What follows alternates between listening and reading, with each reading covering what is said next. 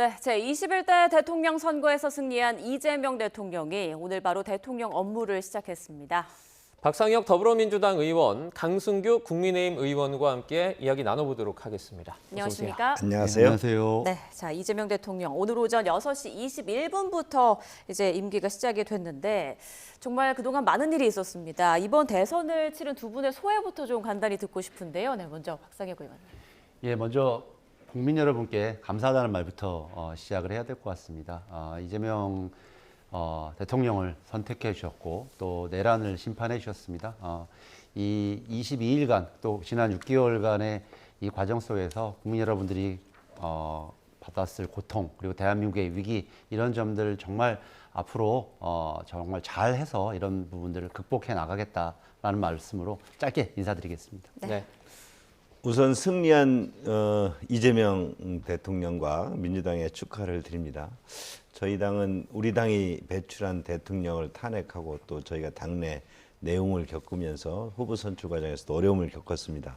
그러나 김문수 후보께서 이를 빨리 안팎의 여러 가지 어려움을 정리하고 이번 선거를 인물 고도로 가져가면서 또 여러 가지 그 경쟁력을 또 보여주셨습니다.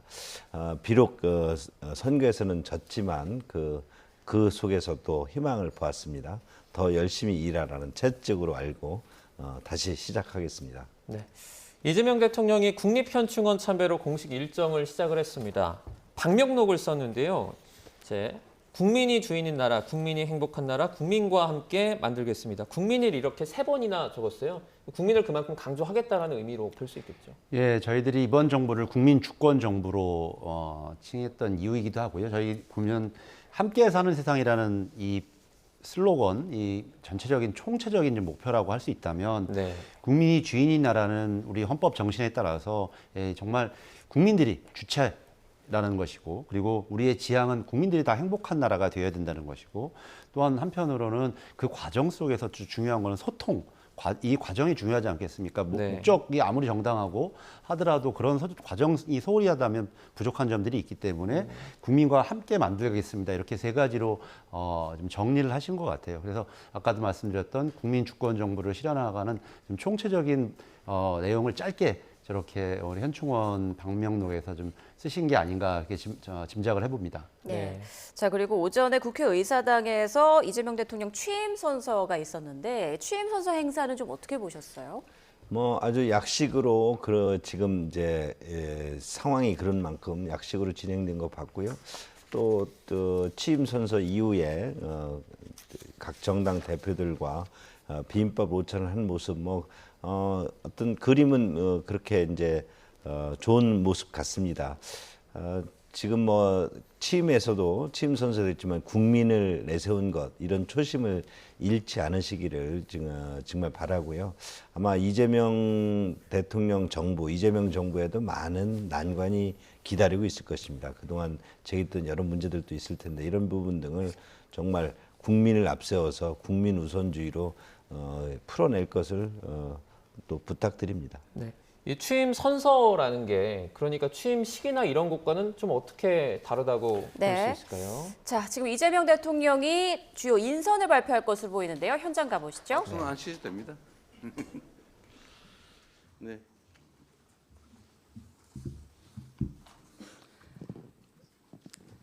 다 준비됐어요? 네, 안녕하세요. 이 자리에 계신 기자 여러분들 참여해 주셔서 감사합니다. 오늘 이재명 정부 첫 번째 인사 발표가 있습니다. 인사 발표 전에 먼저 하나 안내 말씀이 있는데요. 영상 지금 사진 취재 가능합니다. 브리핑 종료 후에는 이제 백브리핑 질의응답을 전환하면서 카메라 정리가 좀 있겠습니다. 첫 번째 인사 발표를 대통령께서 직접 발표하시겠습니다. 5분이신데요. 국무총리, 국가정보원장, 대통령 비서실장, 안보실장, 경호처장 5분에 대한 인사를 직접 발표하시겠습니다. 네, 우리 언론인 여러분, 낯이 익숙한 분들도 꽤 많으시군요. 네, 반갑습니다. 지금 용산 사무실로 왔는데 꼭 무덤 같습니다. 아무도 없어요. 필기도구 제공해 줄 직원도 없군요. 컴퓨터도 없고 프린터도 없고 황당무계합니다. 그래도 다행히 준비된 게 있어서 인선 발표를 하도록 하겠습니다. 존경하는 국민 여러분, 지금 우리는 경제와 민생 회복 그리고 지속 가능한 성장의 토대를 다시 세워야 할 시점입니다. 저는 오늘 국민에 대한 충직함과 책임 그리고 실력을 갖춘 인사들과 함께 국민 주권 정부의 새 출발을 시작합니다. 먼저 국무총리 후보자로 김민석 국회의원을 지명합니다.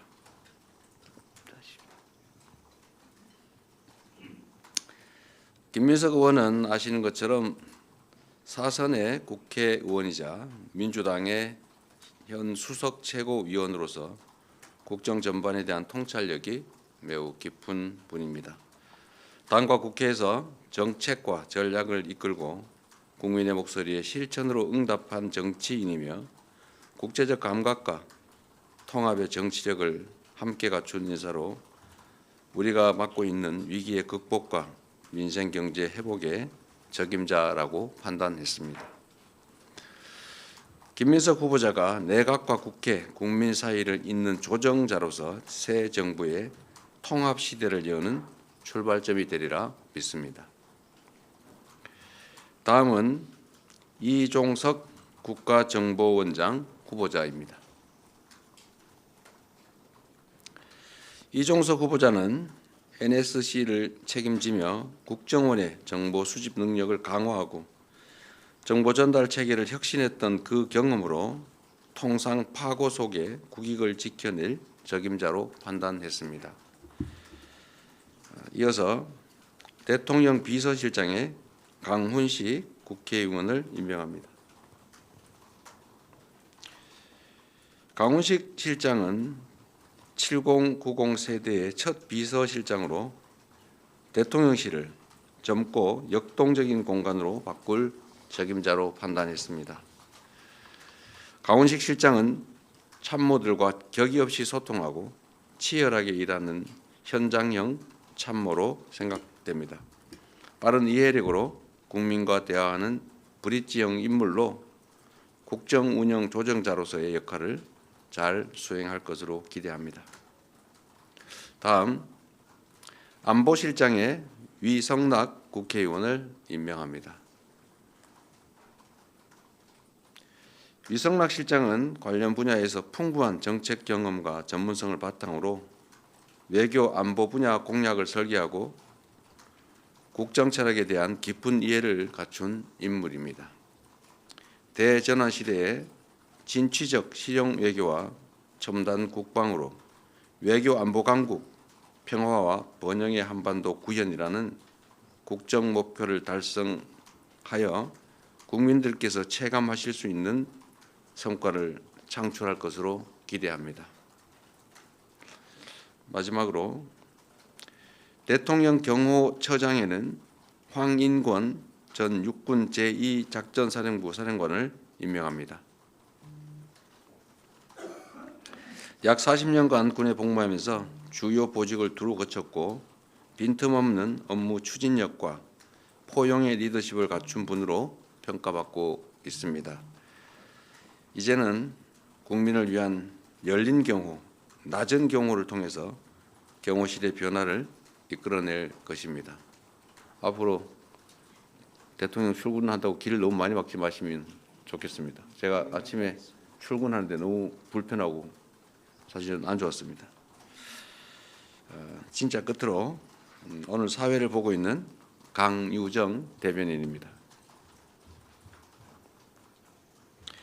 정책과 정치 철학에 대한 이해력이 깊고 논리력과 문화 감수성까지 두루 갖춘 인재입니다. 대통령실과 언론, 국민을 잇는 훌륭한 가교가 될 것으로 믿습니다. 이상입니다. 잠시 장내 정돈을 좀 하겠습니다. 네, 좀 정돈 후에 질의응답 갖겠습니다.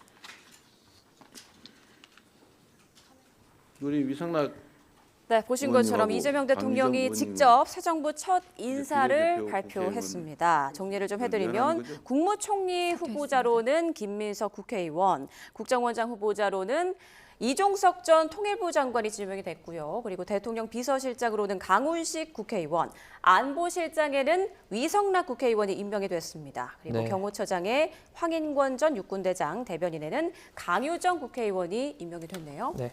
지금 뭐 지명이 된 부분들 직접 들어보셨는데 좀 예상대로 나왔다고 보십니까? 먼저 비서실장 같은 경우는 바로 임명을 할 수 있는 직위니까 임명을 네네. 한 거고 김민석 총리 후보자 같은 경우는 이제 지명을 했기 때문에 국회 인사청문회와 국회 동의를 좀 받아야 되는 상황입니다. 네. 왜 이 자리들을 먼저 했냐면 2017년 문재인 정부 출범할 때도 이 탄핵 이후에 뭐 한번 보셨겠습니다만 대통령 비서실장이 있어야 대통령 비서실장이 인사위원회 위원장입니다. 대통령 내부에서. 그래서 나머지 수석들이라든지 이런 부분들을 좀 해나갈 수가 또 있겠고요. 네. 그리고 지금 사실상 총리도 마찬가지로 지금 비어있는, 뭐 물론 이주호 총리 대행께서 있긴 하지만 또 총리가 있어야 그 이후에 여러 가지 또 다른 장관들도 인사제청 문제가 있지 않겠습니까? 그래서 양대 축을 먼저 한 것이다 이렇게 생각이 들고 조금 뭐 더 자세히 보면 강훈식 비서실장 같은 경우는 7090 세대, 뭐 저 개인적으로는 저하고 친구입니다만 네.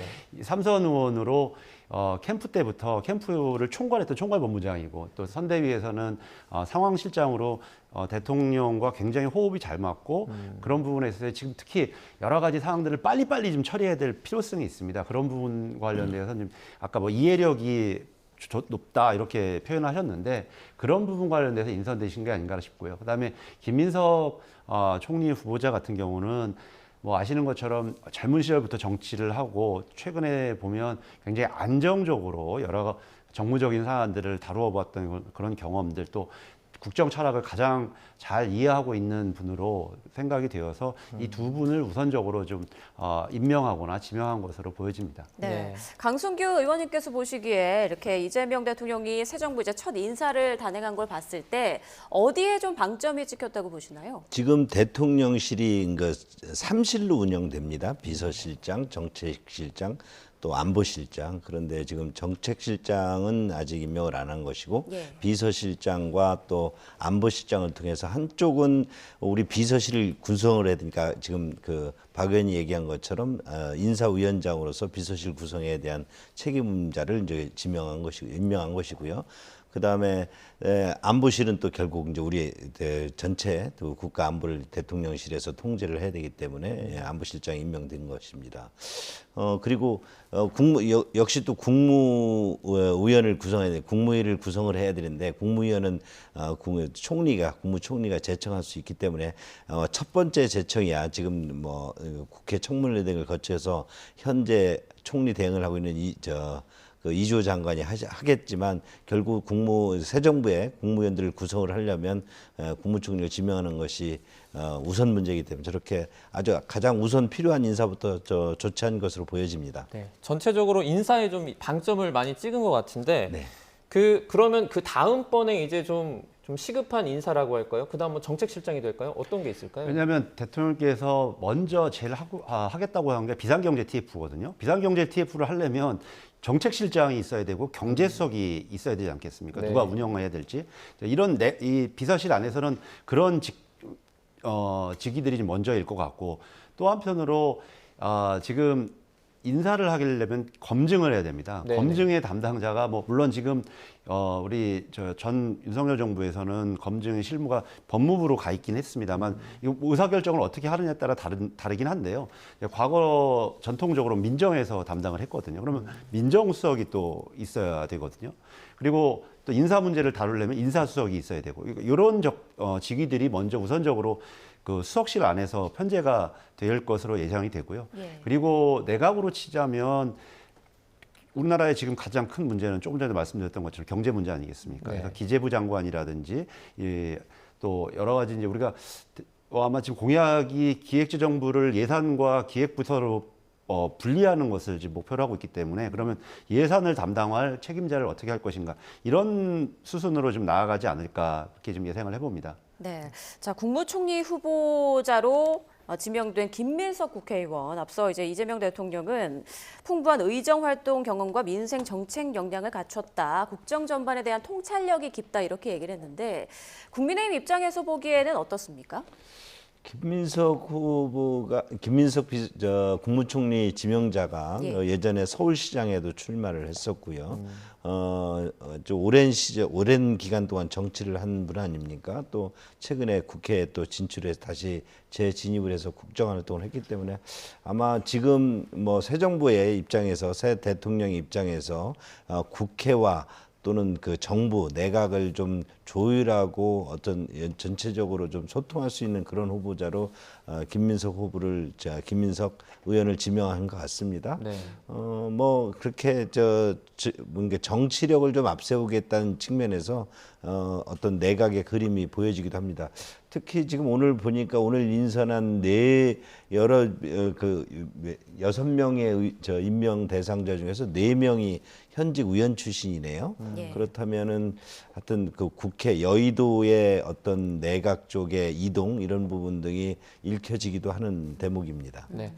이종석 국정원장 후보자도 보겠습니다. 이재명 대통령이 이제 국익을 지킬 것이다라고 이런 식으로 설명을 했는데 통일부 장관을 역임했잖아요. 좀 적절한 인사라고 보세요?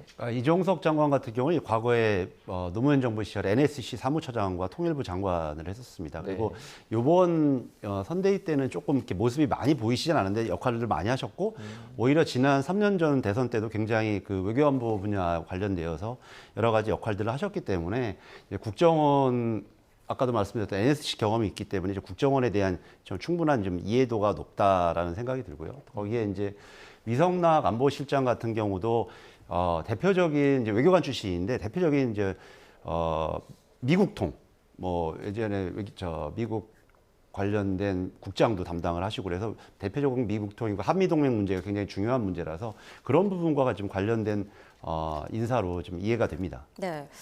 자, 강훈식 국회의원 비서실장에 이제 임명이 됐는데 글쎄요, 이렇게 현역 의원이 비서실장에 임명되는 경우가 그렇게 흔치는 않은 것 같은데 어떤가요? 제가 기억하기로는 최초의 사례 같은데요. 예, 어떤 이유가 왜냐하면 이제 현역 의원이 비서실장으로 가게 되면 예. 의원직을 이제 사직을 해야 됩니다. 그렇죠. 그러면 이제 또 보궐선거도 생기고 하는데 지금 보니까 4분이 현역 의원인데 국무총리는 겸직을 할 수 있으니까 거기는 이제 대상이 아니고 강훈식 의원, 그다음에 위성락 비례의원, 그다음에 또 강유정 대변인을 맡은 강유정 의원도 다 비례의원이신데 이분들도 다 이제 현역 의원이어서 아마 비례를 승계해야 되는 문제가 생길 겁니다.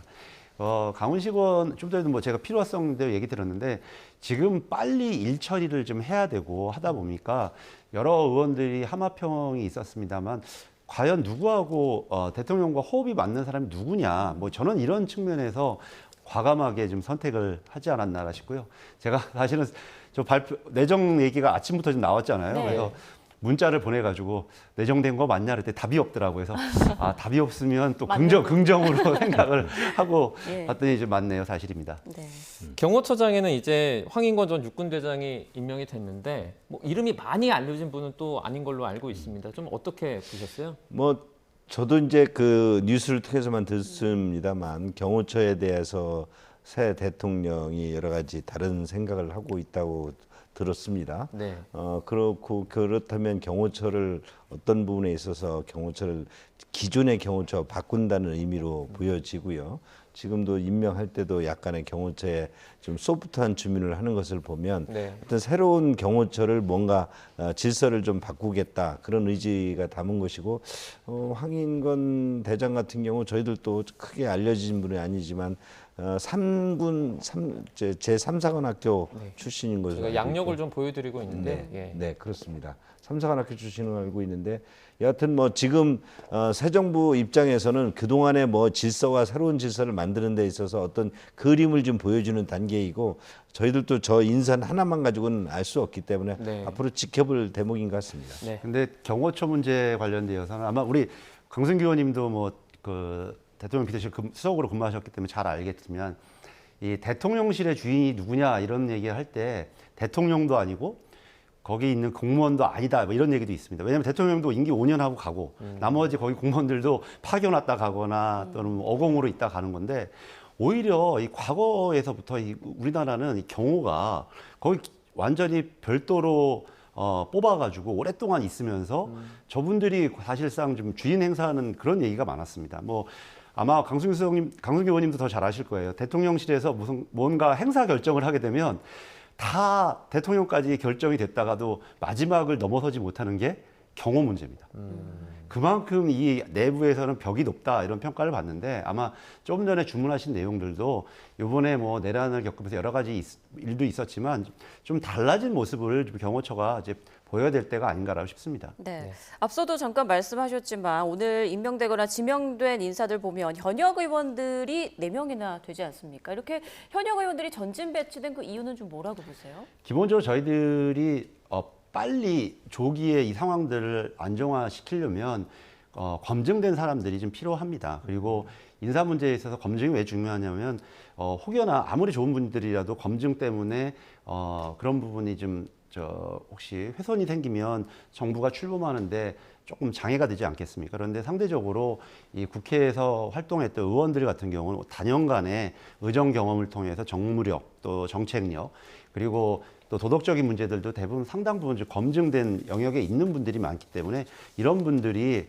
좀 중용이 된 거고 또 이분들이 지난번 선대위 전부터 뭐 당직을 하면서도 계속 대통령과 호흡을 맞춰왔기 때문에 빨리 지금 경제 위기라든지 여러 가지 상황들을 극복하려면 이런 좀 국정에 대한 이해도가 굉장히 중요합니다. 그래서 의원들이 좀 중용이 된 게 아닌가 이렇게 좀 저희들은 파악을 하고 있습니다. 네. 이제 그 전에 있었던 윤석열 정부 당시에 이 장차관들이 이제 계속해서 일괄 사표를 제출하고 있는 것으로 알려지고 있는데요. 사표 수리는 이제 이재명 대통령이 또 결정을 하게 될 텐데 일단 인수위 없이 이게 출발하지 않았습니까? 그런 부분에서 조금 난관이 좀 어떤 것들이 있을 수 있을까요? 저도 이제 우리 국정이 운영이 돼야 되기 때문에 새 정부가 출범하면 건 국무위원들이 구성이 돼야 될 거고 그 네. 국무위원 구성에는 또 여러 가지 청문회 절차와 국회 인준 절차가 있지 않습니까? 이런 부분에 대해서 이제 원만히 이루어져야 되기 때문에 아마 사표를 표하더라도 국무위원이 구성되고 또 추가 정부 새 정부에서 어떤 추가 인선을 통해서 정부가 구성될 수 있도록 아마 기존 장관들도 협조를 할 것으로 봅니다. 또 그게 당연한 것이고요. 예. 네.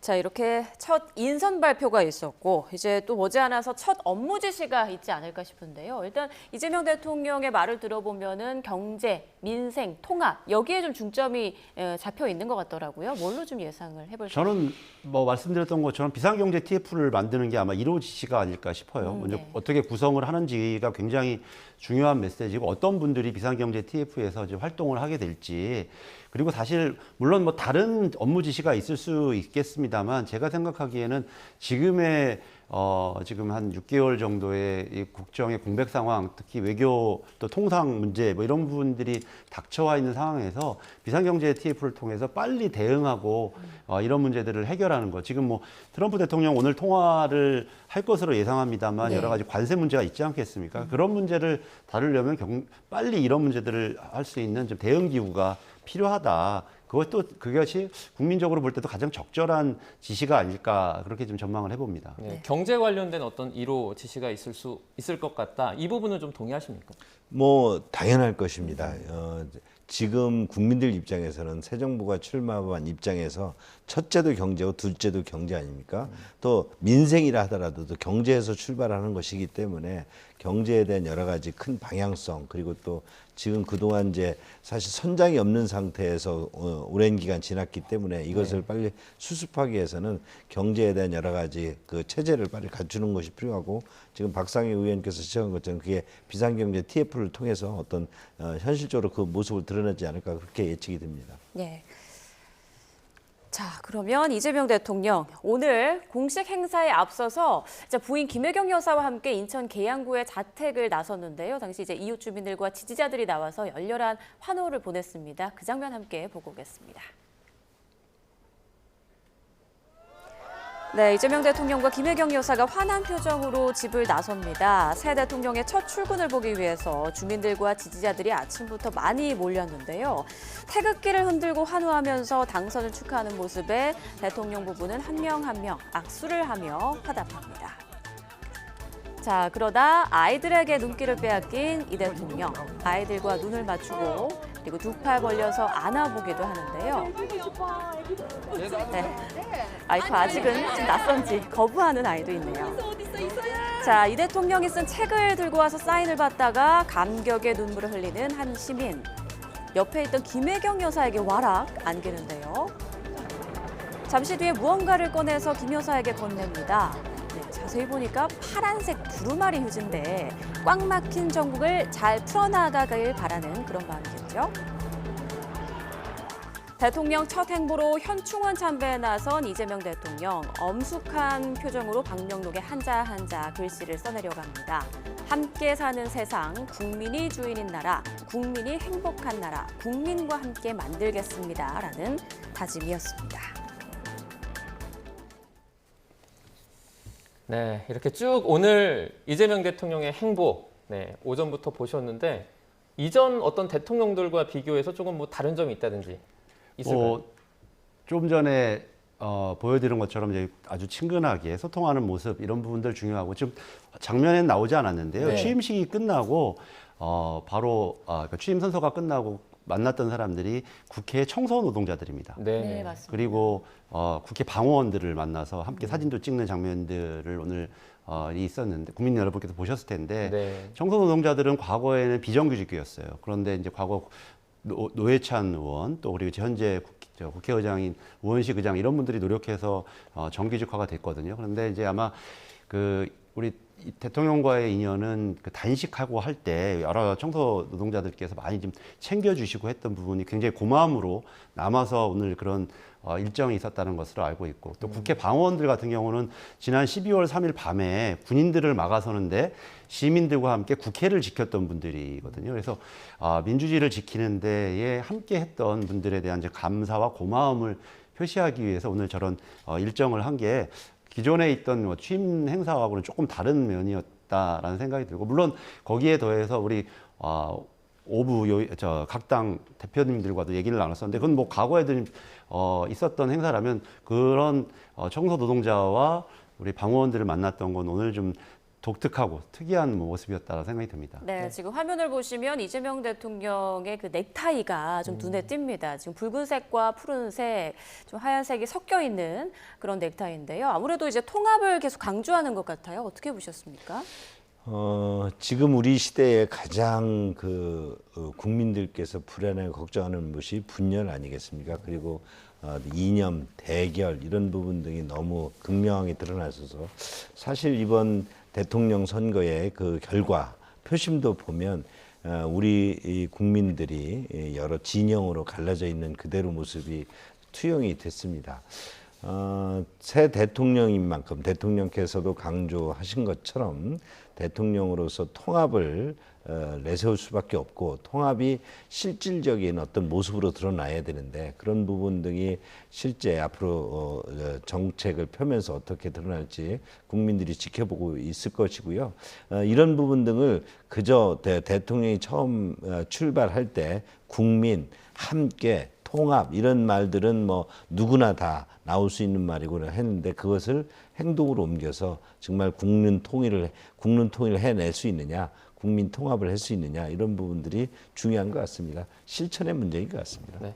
통합이라는 단어를 언급해 주셨는데 이제 뭐 이재명 대통령도 언급을 했죠. 어떤 종류의 통합이 지금 가장 시급하다고 생각하세요? 예를 들어서 뭐 좌우 정치인들의 통합도 있을 수 있고 아니면 분열된 국민들의 어떤 통합도 있을 수 있을 것 같은데요.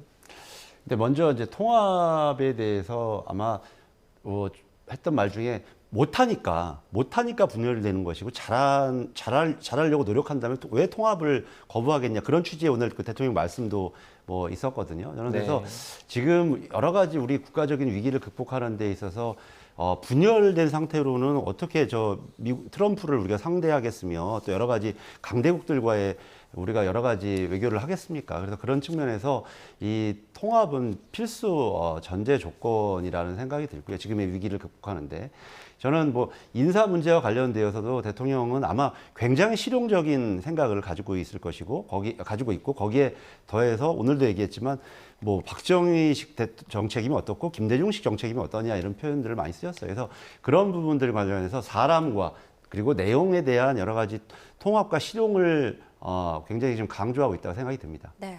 자, 조금 전 들어온 속보 전해드리겠습니다. 이재명 대통령이 주요 이제 인선 브리핑 뒤 기자들과 이제 자리에서 여러 가지 이야기를 했는데요.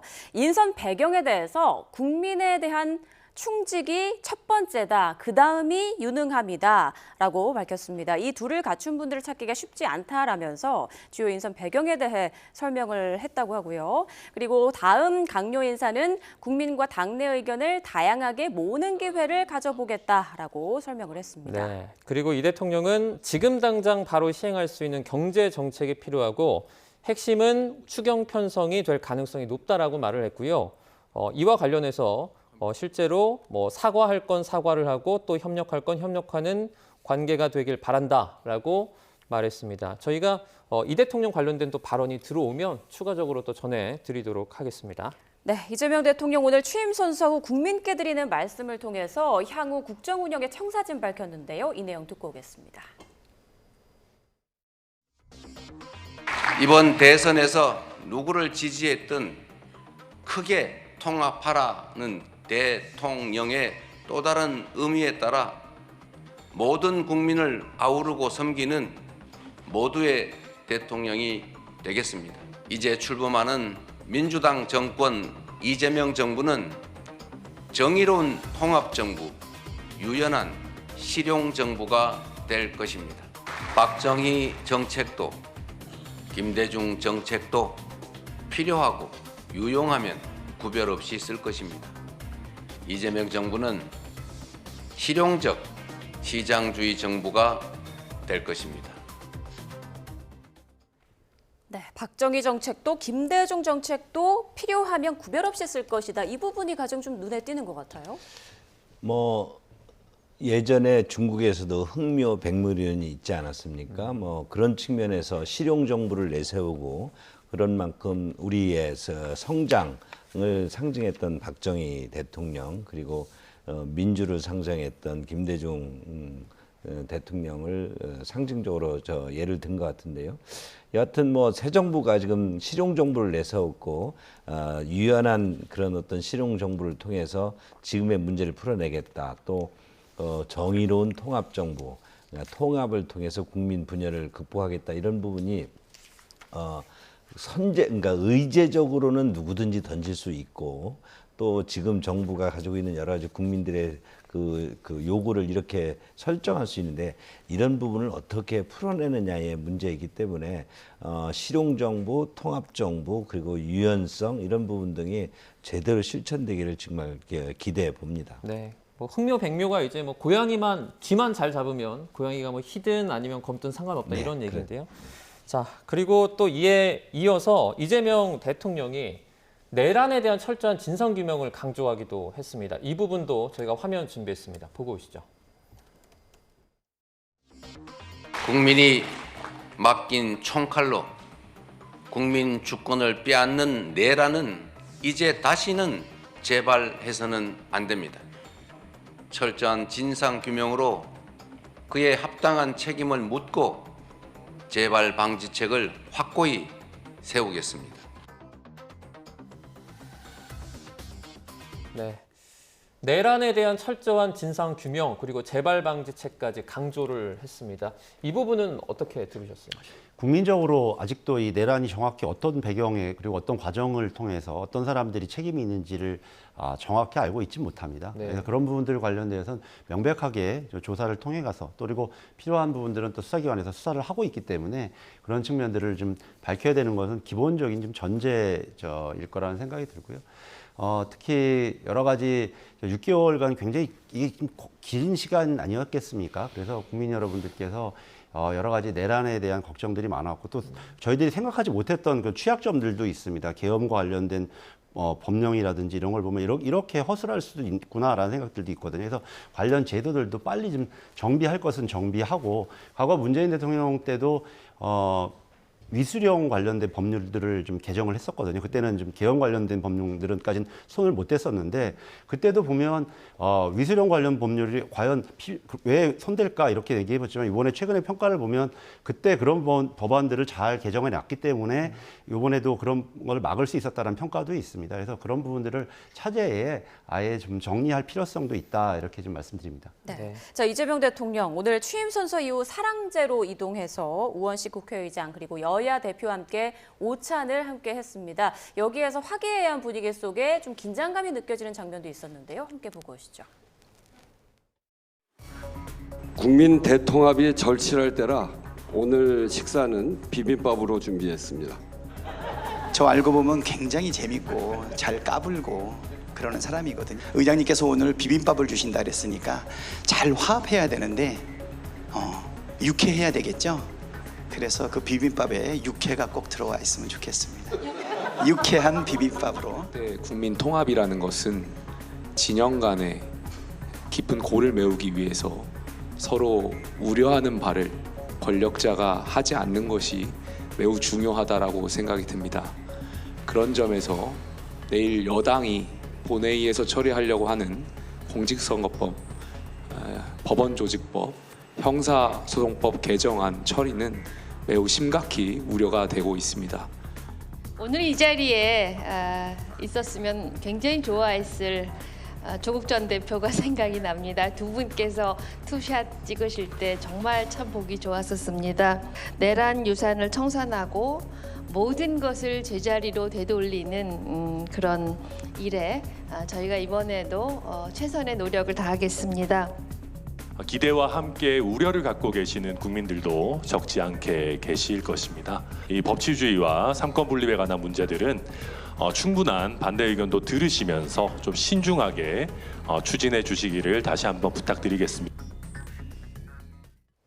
네, 뭐 농담도 하면서 아주 화기애애한 분위기 속에 좀 진행이 되다가 김용태 비대위원장 그리고 천하람 대행의 말이 나왔을 때는 좀 긴장감이 감돌았습니다. 오늘 또 들어온 내용 보니까 더불어민주당이 오늘 그 국회 법제사법위원회 전체 회의에서 대법관 증언을 주요 내용으로 하는 그 법원조직법 개정안을 처리할 예정이다. 이런 얘기가 들리더라고요. 예, 뭐 아직 저도 정확하게 국회를 좀 들어가지 못해가지고 예. 상황들은 파악을 못했는데 아마 내일 그리고 의원총회가 예정되어 있습니다.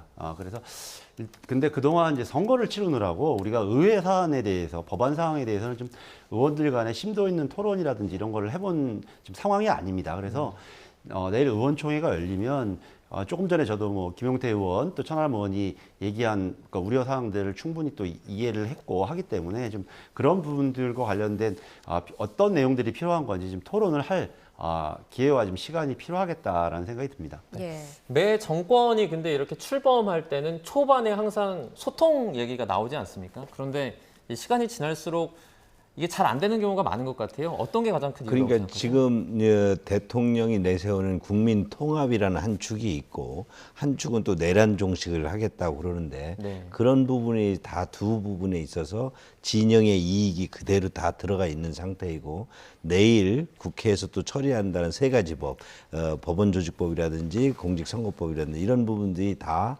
지금 이재명 당시 후보 및 이재명 의원이 가지고 있던 여러 가지 사법 리스크를 이게 방탄한다는 그런 내용들이 이미 다 알려진 거 아닙니까? 그것을 이제 제일 대통령이 되자마자 국회에서 그거에 대해서 처리를 하고 그동안에는 이런 부분에 대해서 행정부를 그 당시 국민의힘이 가지고 있었기 때문에 소위 말해서 거부권을 행사했지만 내일부터는 이제 거부권도 오늘부터는 거부권이라는 것이 사실상 의미가 없어지지 않습니까? 대통령이 바로 공포를 할 것이기 때문에 그러면은 이게 국민 통합 그다음에 그동안 의회 폭거라든지 그 국민의힘이 그동안 제기했던 거 비상계엄 조치와 탄핵 중에 있었던 한쪽의 원인 부분이 더 극명하게 드러나는 게 아니라는 우려들을 하고 있는 거죠. 그런 부분에 대해서 지금 김용태 비대위원장이나 또 그 천하람 의원도 지금 문제를 제기하는 게 아닌가 이렇게 보여집니다. 네. 이런 움직임과 관련해서 앞으로 여야 간의 또 다른 갈등이 또 불거지지 않을까 또 우려하는 국민도 많을 것 같아요. 근데 이제 뭐 저는 정부가 새로 출범을 했고 대통령이 취임을 했으니까 또 야당도 좀 협조도 서로 간에 필요한 부분도 서로 하고 특히 이제 여야 다 공이 원내 지도부를 새로 또 선출을 해야 됩니다. 또 새로운 리더십이 들어서게 되면 또 새로운 리더십은 또 그에 맞는 좀 역할들을 할 거라는 생각도 충분히 들거든요. 그런 좀 대화 타협의 정치도 좀 기대를 해볼 수 있도록 좀 주변 여건이나 좀 환경이 좀 조성되는 문제도 굉장히 중요한 것 같습니다. 네, 지금 조금 전에 이제 야당 쪽도 원내 지도부 얘기가 나와서 잠시만 여쭤보면 어떻습니까? 국민의힘은 앞으로 좀 방향이 어떻게 됩니까? 지금 일단 그 원내 지도부와 비대위가 그 두 선거의 어떤 여러 가지 패배에 대한 뭐 책임 이런 문제를 가지고 진퇴 여부를 표현을 하겠죠. 네. 우선적으로 제가 볼 때는 원내 지도부가 지금 임기에 남아 있습니다만 선거 패배의 책임을 지고 어떤 부분에 대한 어떤 의사표시를 할 텐데 아직 지도부가 의원총회 소집이라든지 또 지도부의 어떤 진퇴 여부에 대해서 의견을 표하지는 않고 있습니다. 또 비대위도 실질적으로 선대위가 운영되면서 의사결정 체제로 또 그 김용태 비대위원장이 또 지금 들어서 있지 않습니까? 네. 그렇다면 김용태 비대위원장을 통해서 그대로 갈지 비대위를 새로 구성을 할지 아니면 전당대회를 열어서 새로운 지도 체제를 할지 이런 부분 등은 아마 이제 대통령에 출마했던 김문수 후보의 어떤 입장도 있을 것이고 또 당의 지금 현재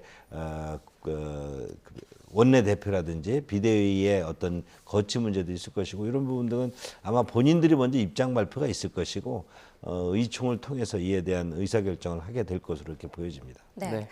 자, 이재명 대통령 공식 업무를 우선 용산 대통령실에서 시작을 하고요. 보수 작업을 거쳐서 집무실을 청와대로 옮길 것으로 지금 예정이 되고 있습니다. 자, 그렇게 되면 지난 2022년 5월 공식 이전한 지 3년여 만에 대통령실 이제 용산 시대가 막을 내리게 되는 건데요. 이문석 기자의 리포트 잠시 보시고 계속 대담 이어가겠습니다.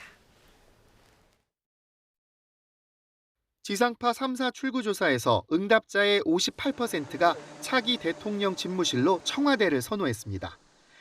이재명 대통령 역시 앞서 집무실을 다시 청와대로 옮기겠다는 뜻을 여러 차례 밝혔습니다. 현재 대통령실이 도청 등 보안에 취약하다는 점을 가장 큰 이유로 꼽았습니다. 저희가 보안이 심각해요.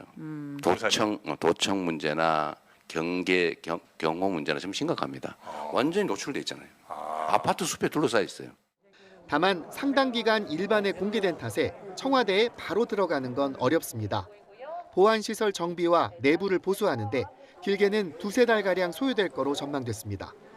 따라서 작업이 마무리되기 전까지 일단 용산 대통령실을 업무 공간으로 사용할 예정입니다. 생활 공간인 관저를 어디로 할지는 확실히 정해지지 않았습니다. 윤석열 전 대통령이 머물던 한남동 관저와 삼청동 안가, 총리공관 등이 거론되고 있습니다. 우선은 현 거처인 인천 계양사저에서 출퇴근하는 방안이 유력합니다. 그러나 윤 전 대통령 선례처럼 경호와 교통 통제로 시민 불편을 불러올 수 있어 거처 이전 논의도 서두를 거로 보입니다. YTN 이문석입니다. 네, 불가피하게 일단은 용산 대통령실에서 이제 출퇴근을 하다가 청와대로 이제 보수해서 옮긴다는 그런 계획이죠. 저는 정말 윤석열 전 정부에 대해서 아쉬운 것들이 여러 가지가 있겠습니다만 저희 당의 입장에서는 저는 개인적으로 용산 대통령실로 옮겼던 문제라고 생각해요. 그러니까 국가적으로나 여러 가지 안보 그다음에 문제를 생각하면 그냥 청와대를 사용하고 거기에 필요한 부분들을 좀 고쳐 쓰는 것이 낫지 않았을까라는 싶고 지금도 여러 가지 용산 대통령 집무실은 저는 근무를 안 해봤고 우리 강승규 의원님 해보셔서 잘 아시겠습니다만 굉장히 불편하고 굉장히 좁고 여러 가지 업무를 하는데 좀 어려움이 있다라는 좀 평가들을 좀 많이 받았거든요. 그래서 이번에 가게 되면 사실은 청와대도 과거에 보면 굉장히 낙후되고 좀 낡은 건물이었습니다. 저도 한 2년 정도 근무를 해봤었는데 그래서 이번에 만약에 가게 되면 물론 나중에 또 세종으로 갈 수 있겠습니다만 좀 안정적으로 근무할 수 있는 공간, 또 국격에 맞는 공간 이런 공간이 좀 될 수 있도록 잘 정비해서 가는 것이 당장 하루 이틀 시간을 앞당기는 것보다 더 중요한 문제가 아닐까 좀 생각이 듭니다. 네, 경호 부분도 조금 말씀드려보겠습니다. 원래 대통령이 되면 후보자가 대통령이 되면 대통령 경호처의 경호를 받는 게 당연하잖아요. 근데 당분간은 경찰이 경호를 한다 그래요? 왜 그렇습니까? 지금 저도 그걸 오늘 뉴스를 통해서 접했는데요. 네. 사실은 경호처는 아까 우리 박성애 의원이 지적한 것처럼 대통령이 여가 되든 야가 되든 민주당이 되든 국민의힘이 되든 경호처는 계속 그 하나의 어떤 공무원 체계로서 유지를 해오지 않았습니까? 네. 그런데 이번에 어떤 계엄 비상경 관계에서도 대통령에 대한 체포 과정에서 여러 가지 경호처가 논란의 중심에 섰습니다. 저는 경호처가 어떤 여야의 어떤 정치적 그런 공방의 대상으로 가는 것은 바람직하지 않다고 보고요. 지금 이재명 대통령께서 이 부분을 기존 경찰을 조직에 하고 경호처를 어떤 모습으로 좀 개편해서 문제를 좀 해부해 보려고 하는 것 같은데 잘 모르겠습니다. 여하튼 청와대, 용산, 경호처 이런 문제들은 각 대통령이 추구하던 의미가 있습니다. 용산 대통령실의 경우 저희는 제가 이제 거기서 1년 7개월 정도를 근무를 했는데 네. 대통령이 수석이나 행정관들과 함께 한 건물에서 일할 수 있다는 것은 굉장한 소통에 도움이 됩니다. 네. 예전 청와대 같은 경우 대통령과 여민관 또 집무실 또 사저 관저 이렇게 나누면서 여러 가지 문제점 소통에 문제가 있었다고 하지 않습니까? 대통령을 수석이 또 보기도 만나기도 어렵다는 그런 또 단점도 있었습니다. 여하튼 새 정부에서 이 문제를 용산의 문제를 어떻게 접근해 갈지는 또 나름대로 이유가 있겠지만 저는 용산에 또 특징이 있었다. 용산에 강점이 있었다. 저는 그렇게 생각합니다. 네. 자, 이렇게 새 대통령의 임기가 시작됐는데요. 우리 앞에 쌓여있는 여러 가지 과제들 순조롭게 잘 좀 해결해 나가길 바라보겠습니다. 지금까지 박상혁 더불어민주당 의원, 강순규 국민의힘 의원과 함께했습니다. 고맙습니다. 예, 감사합니다.